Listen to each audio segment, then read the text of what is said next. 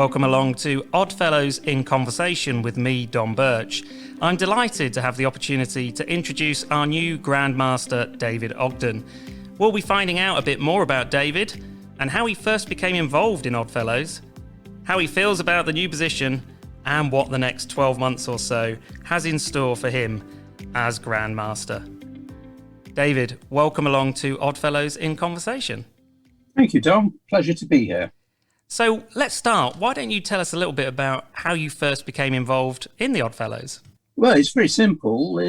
Back in 1949, when I was born, I was made a member straight away because of family tradition. And believe it or not, I can actually go back to my great-great-great-grandfather, James Scott, who was made a member in 1851.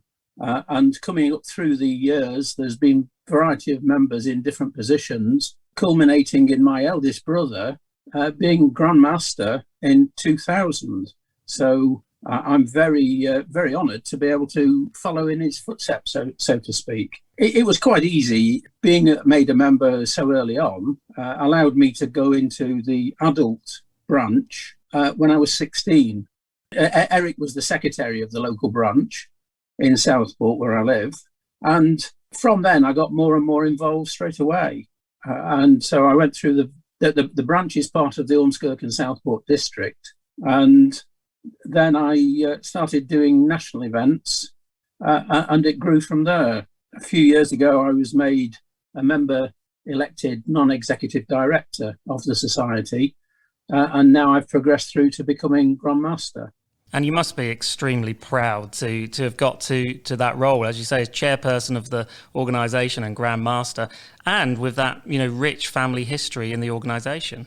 Yes, and also being able to go through considerable change. There's been change over the years, and none more so in the last 18 months to 3 years. So that the governance of the society as a whole has changed. But also the way the Oddfellows operates has changed considerably over the last 18 months. And I guess that was brought into sharp focus most recently when you were actually, made Grand Master. There would have been lots of pomp and ceremony, wouldn't there, in days gone by, but obviously with COVID restrictions. Just talk to me about that ceremony and I guess, what you're hoping to do over the coming months. The annual conference that we have, it moves around the country, and it should have been in Southport, but we had an electronic version that was available to non-deputies via YouTube. And this was in itself the first time. It was a little bit strange talking to people and not being able to see them. Usually we've got up to 300 deputies on the floor of the conference, and you can gauge reaction from that. Whereas when it's electronic, it's a little bit different. But by the same token, it meant that the actual conference, but also when I was installed, was available to a lot more people. And the installation ceremony was made even more because the senior past Grand Master that was available at the time because of COVID restrictions was actually my big brother. It was very personal and very enjoyable. To some extent, this has helped us look to how we contact people in the future. And that's the thing, isn't it, about what's happened over the last 18 months? Ways of working and having to connect to people in different ways and using things like Zoom and YouTube are actually making some of the things that we do more accessible to more people. Is that how you found it? It certainly is, because the original motto of the Oddfellows, when it was formed back in 1810, was under friendship, love and truth. And that's what everything has been built on. These days, we use the strapline of making friends, helping people.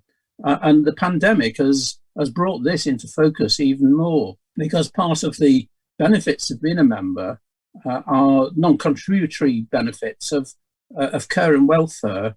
The impact of COVID has changed the way we view things. We've been able to reach out to a lot more people, but part of the arrangements that we have is that we have a care and welfare section within the main offices in Manchester, but also we sponsor a dedicated citizens advice line. These have greatly helped people, members and non-members, because they get in touch with us and build from there. That brings us nicely on to what's your view about Oddfellows today, really, and its place within society? Because as society has had to change and shift quite dramatically over recent years, and you've talked a little about how Oddfellows is also transforming how it's run, and then technology is also enabling us to do things in slightly different ways. What's your views about Oddfellows' place in society and how it can be most relevant and powerful as an organisation? The thing about Oddfellows is that everyone is welcome. It's an organisation where you'll be able to meet other friendly people. You can do this through social events, by volunteering, fundraising, and social involvement. And when we get back to face-to-face meetings, that will be made easier. But that there are provisions for those that don't have electronic means to be able to make contact with them. One of the main bits is that you'll always have someone to turn to. I've mentioned the Citizens Advice Line and the Care Helpline, but there's also matters that are a convalescence benefit. If you choose one part of the subscription, it includes dental and optical benefits. And there's financial aid and legal aid that are all part of the package. We're just off the back of Volunteering Week, aren't we? Where, we like to celebrate that effort and work that goes on from volunteers across the country, actually. And as any not-for-profit organisation, there's a big reliance, isn't there, on the volunteers across the society who put that sort of extra effort in to help things, help events, help things tick along. You must be really proud of the volunteers. Certainly, we are, because as well as having the central care department, is that every branch has its own setup on care and welfare, and this relies heavily upon the volunteers who will receive training on how to deal with matters, but it then becomes that personal, individual contact with somebody and help them through. And certainly during COVID, there are many instances of one member reported finding a recent letter on a doormat when she came home from hospital and was prompted to seek help when she needed it, and she wouldn't have thought about it otherwise. And this had come about because every member was contacted right at the beginning and has had updates since then. And then the branches all make personal contact with the individual. Also is that by having Zoom meetings, it means that somebody can see the friendly faces at the other end of the line rather than just a telephone call. And that makes such a difference, doesn't it? That personal touch and being able to share some time and listen to one another. And I think, one of the things that really comes across from Oddfellows is just that real humanity of caring about other people and being that friendly smile and that listening ear. Yes, and certainly the electronic improvements that we've had has been able to reach a lot more of the membership. I'm part of the Ormskirk and Southport district. One of the elements of the district is actually the Isle of Man. Now, of course, that creates its own problems, but by using electronic meetings, we're actually seeing a lot more people and they're seeing more of what we're doing. This is happening up and down the country. There are national events now, over 100 a month, that any member up and down the country can join in. And this is making a big difference to a lot of people. And that must be really exciting for members who have got clearly things they have in common with people in different parts of the country that they wouldn't necessarily normally come into contact with. They must be making some really interesting and fun connections with one another. Well, yes, and all sorts of activities that they wouldn't have thought about. There is so much that an individual can look at and they can pick and choose what they want to do. And one of the good things is that if anybody travels up and down the country at any time, they know that they can check to see if there's any local activities were in an area that they're going to. So let's move on to you really in this role. I mean, being Grand Master, it comes with a huge amount of history and I guess importance. Is it a bit daunting taking on the role of Grand Master? Apart from being such an honour, it can be daunting because we don't know where we're going exactly. Normally, by this time, after just being installed as Grand Master, you would know what you're going to do for the next 12 months or so. But that is not the case. But at least it keeps you on your toes. It means that we can build on the new normal. We can have greater contact with members, and that the talking and listening to members through social events, be it online or when we get back to face, is going to be the important part. And it's to get the balance, because some people are concerned that we'll just go back to the old ways of just having meetings face to face. But we are committed to having a mix so that we can reach as many people as possible. What's the thing that you haven't been able to do over the last 18 months that you really look forward to being able to do again, particularly in your role as Grand Master? Attend dinners and speak to people and get to know individual members throughout the country. All the directors are invited to speak at meetings and particularly dinners.